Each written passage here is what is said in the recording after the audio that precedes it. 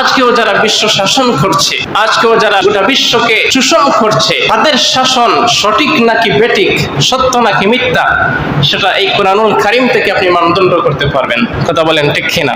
একজন শাসক সে অত্যাচারী কিনা, একজন শাসক সে জালেম কিনা, একজন শাসক সে বিদ্রোহপূর্ণ কিনা, সেটা বোঝা যাবে একমাত্র কিসের দ্বারা? কোরআনের দ্বারা। এই কোরআনটাই নির্ণয় করেছে ফিরআউনের শাসনামল ছিল বিদ্রোহপূর্ণ শাসনামল। এই কোরআনটাই নির্ণয় করেছে ফিরআউনি শাসন, সেটা ছিল অত্যাচারী শাসন।